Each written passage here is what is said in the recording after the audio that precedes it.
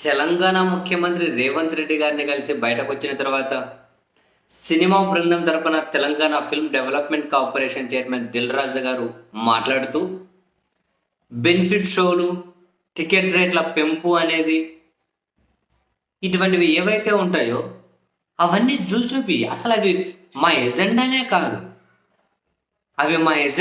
కాదు. అటువంటి చిన్న చిన్న విషయాల గురించి ఇక్కడ చర్చ జరగలేము. తెలంగాణ రాష్ట్ర అభివృద్ధి గురించి, సినిమాను మొత్తం ప్రపంచ సినిమాకు తెలంగాణను వేదిక చేయడం గురించి, సామాజిక బాధ్యతగా ఉండడం గురించి చాలా పెద్ద సబ్జెక్ట్ మీద చర్చ జరిగింది.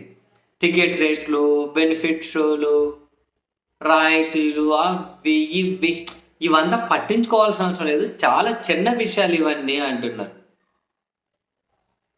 దిల్ రాజు గారు మాట్లాడుతుంటే నాకు ఒకటి అనిపించింది. అది బ్రహ్మానందం సినిమాలో ఒక ఎక్స్ప్రెషన్ ఉంటుంది కదా, మేము మరీ అంత ఎదవల్లా కనిపిస్తున్నామా, ఓ మోస్తరుగా కూడా కనిపించట్లేదా మాస్టారు, మరీ అంత ఎదవల్లా కనిపిస్తున్నామా? లోపల రేవంత్ రెడ్డి బెనిఫిట్ షోలు, టికెట్ రేట్లు పెంచడాలు, ప్రీమియర్ షోలు ఇవన్నీ ఉండవు అని చెప్పి కరాఖండిగా చెప్పేసిన తర్వాత గొంతులో పచ్చలకాయ పడిన తర్వాత బయటకు వచ్చేసి నీతులు చెబుతూ ఉన్నారు. తెలుగు సినిమాను ప్రపంచ స్థాయికి తీసుకెళ్లడం మీద చర్చ జరిగిందట. ప్రపంచ సినిమాకు హైదరాబాద్ను తెలంగాణ హబ్బుగా చేయడం మీద చర్చ జరిగిందట. మీరేం చేస్తారు? దాంట్లో మీ పాత్ర ఏంది? ప్రభుత్వం చేసుకోవాలి, రాయితీలు ఇవ్వడమో, ఆ విధమైన డెవలప్మెంట్ చేసుకోవడమో ఏమైనా చేస్తారేమో. వీళ్ళు ఏం చేస్తారు? అంతర్జాతీయ హాలీవుడ్ సినిమాలు కూడా హైదరాబాద్లో షూటింగ్ జరగాలంట. చార్మినార్ నుంచి గోల్కొండకు ఆకాశం లేని రైలు మార్గం ఏంటి?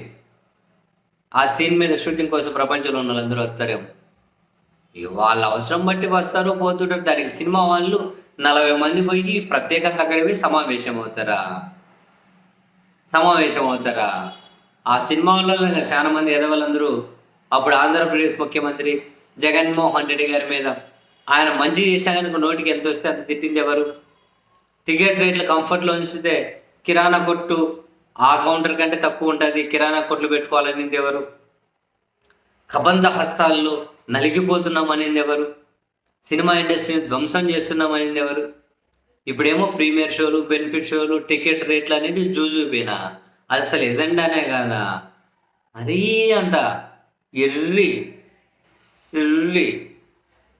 డాష్ మీరే ఫిల్ చేసుకొని అంతా అలా కనిపిస్తున్నామా?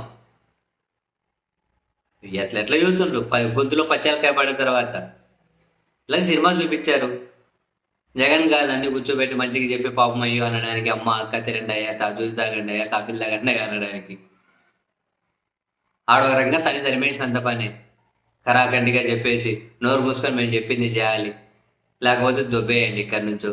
కొందరు అంటున్నారు కదా, మీడియా సమావేశం పెట్టి తెలంగాణ నుంచి దొబ్బేయండి అని. ఇంకా అట్లా అల్టిమేట్గా అదే జరిగింది.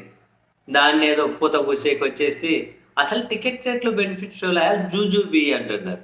ఓకోండి సార్, మరి మేం కాదు మాట్లాడి, మీరే ఎంత పెద్ద వల్ల జనానికి కనిపిస్తున్నారో ఒకసారి జనం దగ్గర నుంచి ఒపీనియన్ పోల్ పెట్టండి.